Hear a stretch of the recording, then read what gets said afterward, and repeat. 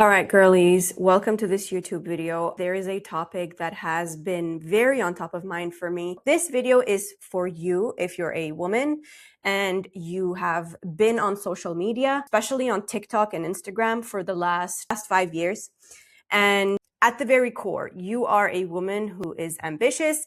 You don't want an average life. You have big goals, big dreams, and you've always felt different.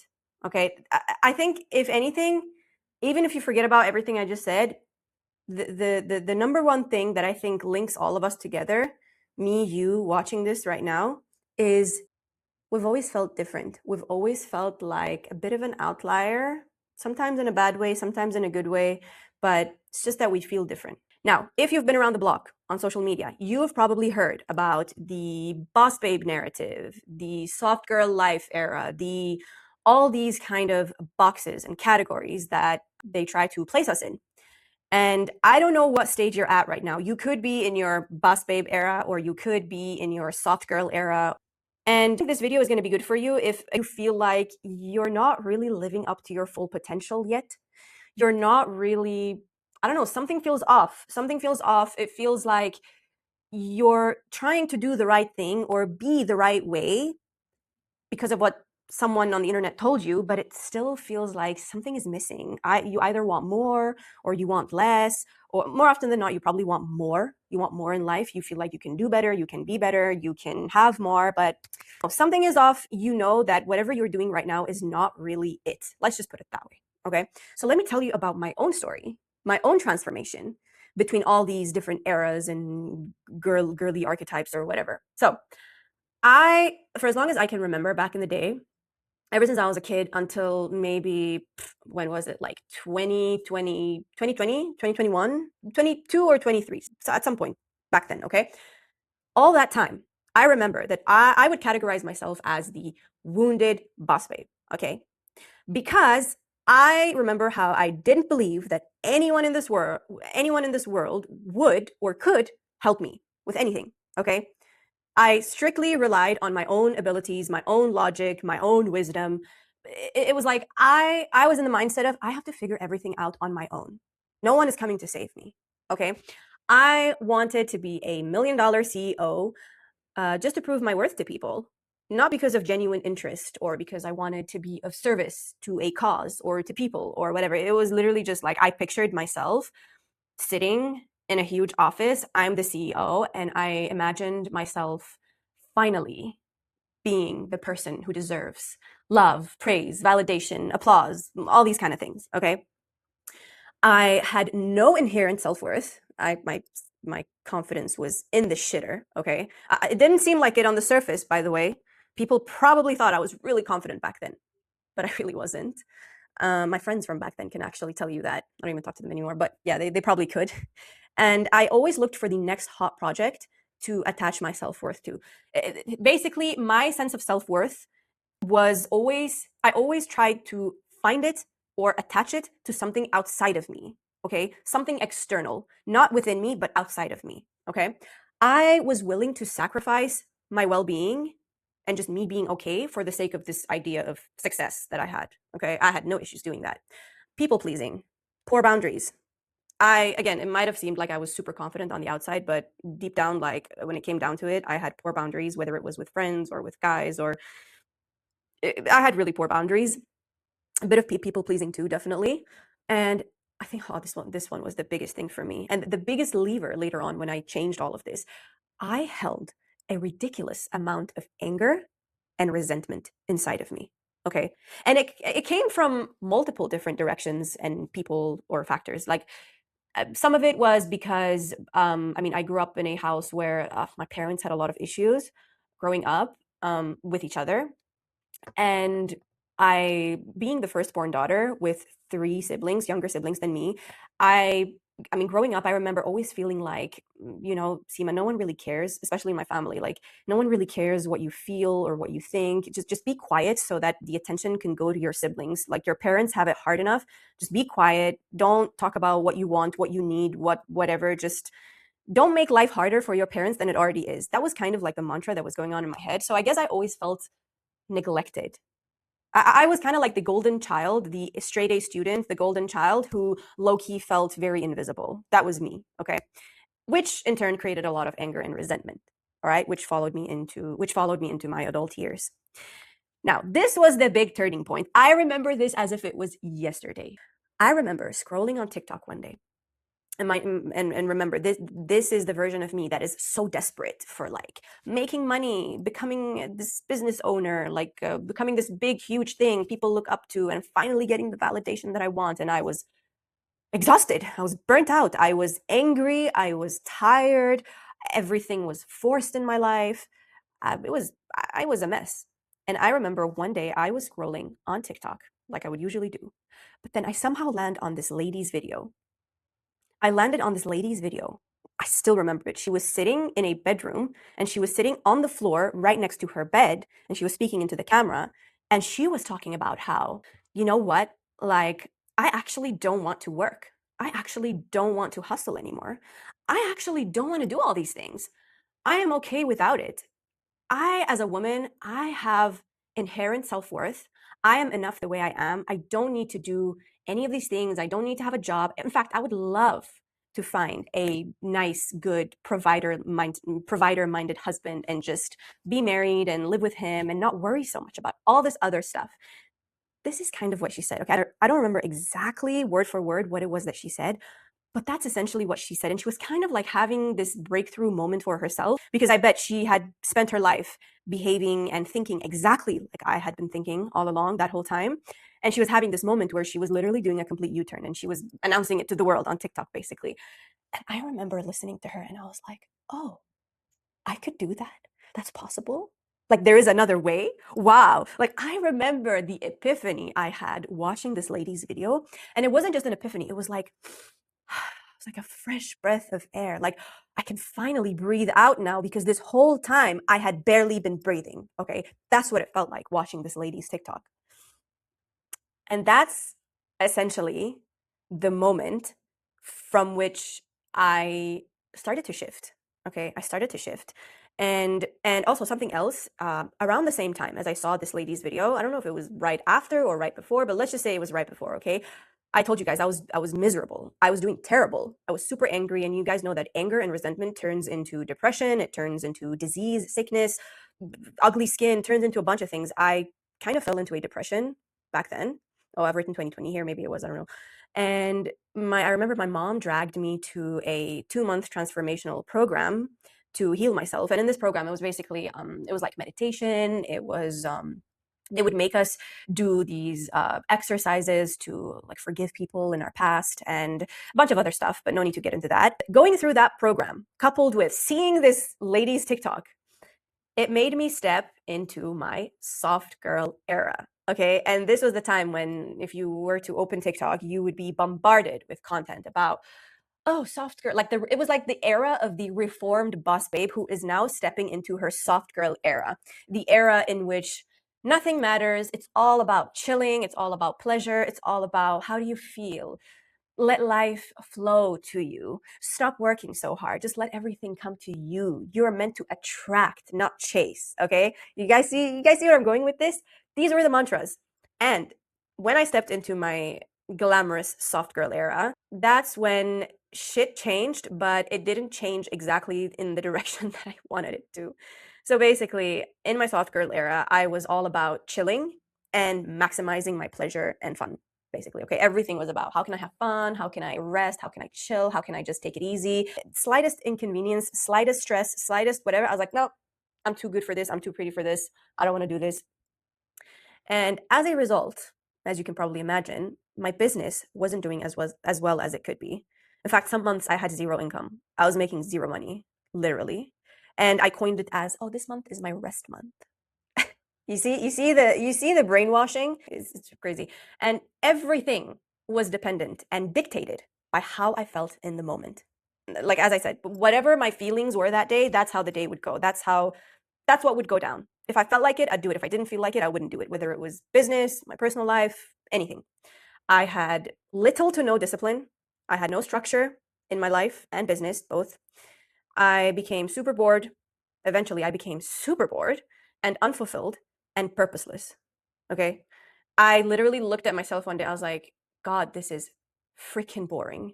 Like, I was made for more than this. Why am I not doing all these cool things that I know I could be doing? Right? It really, I felt like shit. I was like, what is this? It's not me. I arrived at a point where I was tired of both of these extremes that I had tried because none of them felt good.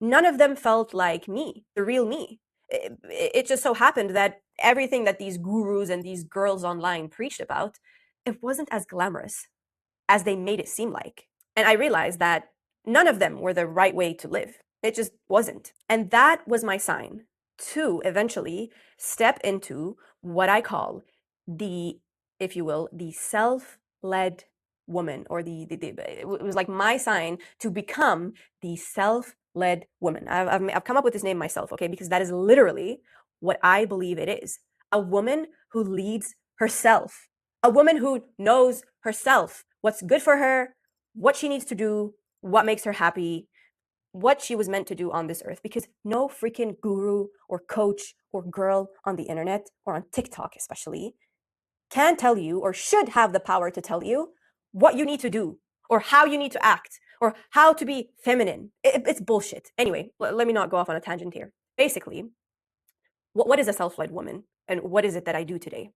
A self-led woman is a woman who understands that experiencing pressure in the right things is good and creates growth. Okay? When I say pressure, I mean when it comes to you having to create output in your business, when you have to do a project, when you have to learn public speaking, when you have to, I don't know, become a better cook, even. It doesn't have to be just stuff outside the house. When you have to make a relationship work, when you have to sit through the hard conversations, that's pressure. That's what I mean by pressure. Or having to wake up early in the morning for the morning prayer, for example, if you're Muslim like me. That's pressure. And when I say the right things, I mean things or endeavors or business models or projects that are truly meant for you, that you genuinely like and enjoy, or that you know are good for you or beneficial for you. Okay? Experiencing pressure in the right things is very good for you, and it will create growth. It will help you grow. It'll help you become wiser, richer, prettier, better. Like, there's nothing wrong about that. But the soft girl era wanted to step in and tell us that all of that was wrong. None of it was necessary because it didn't feel amazing in the moment, right? That's bullshit. It is bullshit. But even God himself has created routines for us. He has created a little bit of challenge in our daily routine, even when it comes to like praying. Like, a lot of people struggle with waking up for the morning prayer. But that's the whole point. That is the whole point. Or praying 5 times a day, or staying away from things you're not supposed to do. It's all hard. It's all difficult. But it builds resilience. It builds the person you can become on the other side of all of that. Next, a self-led woman acknowledges and understands that discipline, or having discipline, equals self-respect. I have come to, by the way, I used to be the girl in my soft girl era who hated the word discipline. Like, if I saw a video online, or if anyone sat down in front of me to talk about discipline, I would completely, like, I would just block it out. I was like, I can't hear you. Discipline is not for women. Discipline is bad. La, la, la. Like, I would not hear it. I hated it. But I have come to realize, and I fully stand by this, and it is that discipline and having discipline in your life is the highest form of self-respect. The absolute highest form of self-respect. Because having self-respect is not about just sitting and telling yourself, oh, I respect myself, I love myself, I care about myself. But then when you look at your life, you have the worst habits. You wake up late, you sleep late, you don't eat good food, you don't exercise, you don't say the things you say you would do. How is that loving yourself? How is that having self-respect? Like, it just did not make, the math wasn't mathing for me at some point. And maybe you've arrived at this conclusion too, or maybe you haven't. But trust me, sis, having discipline in the right way, and by the way, there is an art to it as well. For us women, the way we have discipline, I do acknowledge the fact that it is not exactly the same way men should have discipline. I don't think so. But that doesn't mean that discipline is completely wrong for you. Absolutely not. Discipline is great. And it's going, again, it's going to result in good things like you becoming richer, smarter, hotter, better, whatever. Okay. A self-led woman lives life in seasons and is aware of her cycle. So honestly, the only guidance you need in life, the best guru you have, it's literally a guru that's built into your body, and it follows you everywhere you go. It's your menstrual cycle. Literally. If you learn about your cycle and the different stages that you go through and the different energy levels you're going to have throughout your cycle and the different feelings, thoughts, stuff you experience through the different stages, that is all you need to know about yourself. That is all you need to know. And it'll tell you what you need to do that week or those few days. Okay? That is it. And living life in seasons, I mean, maybe it's a bit hard if you have a 9 to 5, because 9 to 5, I mean, you have to show up every single day, except holidays. It's not really your choice. But if you have a business, or if you're self-employed like me, if you're a freelancer, live your life in seasons. Create seasons for heavy output in work, create a season for travel and a bit more leisure and fun, and create a season for, I don't know, growth, learning a new hobby, whatever it is that you want. Live life in seasons. I think that's going to be very sustainable for your growth. It definitely has been for me. And I no longer feel shame around the fact that I do different things in different seasons because it works best for me. A self-led woman knows that a soft life will require hard work up front if you want it to be sustainable long term, at least, and not end up broke or super unfulfilled. Okay.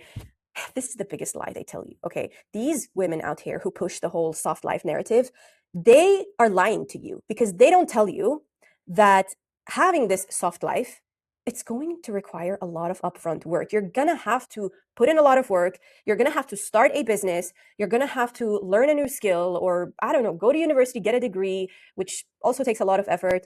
You're going to have to do something for a couple of years, maybe even 10, before you get to reap the rewards of a soft life that will stay soft without you having to become broke at the end of it. Okay, me, I would say I live a pretty soft life right now compared to the average woman my age, and I'm super blessed and I'm super grateful for that. But let's talk about how for a whole year, I quit my job and I locked myself inside my room. I didn't have a life back then. I literally didn't, because all I did was try to make this freelancing thing work. I was studying marketing and copywriting. I had a mentor. I would show up on the calls. Literally, the only time I would leave my house was to go to the gym for an hour and a half and come back home. I didn't even see my friends that year. Like, I didn't do jack shit. All I did was work on my freelance business to get it off the ground for a whole year. And then after that, I was able to move to Dubai, change my lifestyle, do all these cool things, and yeah, live the soft girl life. It needs work. It's going to take work. I'm sorry to break it to you, but that's just the truth. It's the biggest lie they tell you. It's either that, or I don't know, you probably have to find a rich husband and marry him, and that also comes with its own challenges. That's probably not going to be as easy as they make it seem like either. Now, the next thing, a self-led woman does not subscribe to any era or category or movement. She is all of those things in her own way, okay? The problem with the soft girl era and the wounded boss babe is that they are all extremes of the spectrum, okay? They're all extremes. And life doesn't work that way. Sometimes you're going to be the soft girl. Sometimes you're going to be the boss babe. You have to be the boss babe. Sometimes you have to be the, like, you are all of them. You have all of that in you. You have the desire to rest and frolic by the, what's it called, by a waterfall. Like, you have that in you. You also have the huntress in you, the huntress that wants to go out and do cool shit, build cool shit, make a lot of money. Like, I don't know, at least one of those things. Like, you have that in you too. That's also a core part of who you are. But that doesn't mean you have to be her all the time, okay? And let's not forget that you are too good and too unique to be put into any of these boxes, okay? Because that's what they are. They are boxes. They will confine you. They will limit you, and they will cut off your wings. Like, it's like God gave you certain talents and a uniqueness about you. And I feel like whenever you subscribe to any of these movements, you're simply going to cut all of that off. And that's so unfair. Why? Now, the last thing that I would say identifies with a self-led woman is that she trusts her own values and unique strengths over what gurus tell her to be or do. As I said, she leads herself, and she doesn't need to be freaking led, okay? She doesn't need someone to sit and tell her how she should walk, how she should talk, how she shouldn't be loud, or how she shouldn't be so silent, or how she doesn't freaking need that, okay? She is her own woman. She doesn't need someone's roadmap, someone's manual. Sure, she's definitely not arrogant either. Like, she can definitely sit down and take advice from someone, but it has to be from someone who lives the kind of life that she would want herself, okay? Not these girls on TikTok who sit and preach about how we should be and how we should be in business or how we shouldn't be, while you have no idea how their life looks behind the scenes, if what they're saying even like applies to their own life, and whether they have any integrity in what it is that they're preaching all day long. Like, you have no idea. Oh my God, I have been so surprised to find out that someone whom I had a certain perspective about on social media, and I found out later about their life, about their relationship, or let's say about anything about them. And I was like, bitch, you are the one sitting this whole time telling me what to do, and this is your life. These are your choices. Nah, no, I'm not going to have that.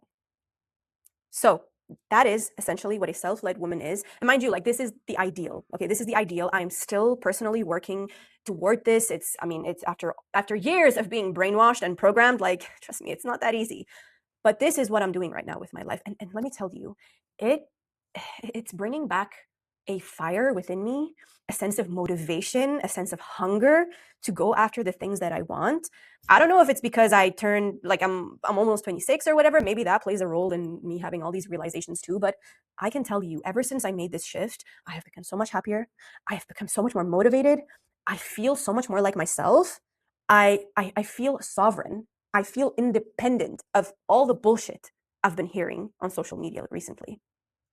So this was a very long video, but I really had to yap for a second. And I truly hope that this helped you, that this gave you more clarity, that this validated your feelings of doubt, your feelings of, oh my God, like, something just feels off. I don't know if I'm doing the right thing. I want more, but I don't know, like, if I want more, does that mean I'm not feminine enough? Does it mean I'm not whatever? No. Cut that shit right out, okay? Something else I need to tell you, as someone who works with online coaches for a living, and I help them and I do their marketing and whatever, let me tell you that, okay, let's put it like this.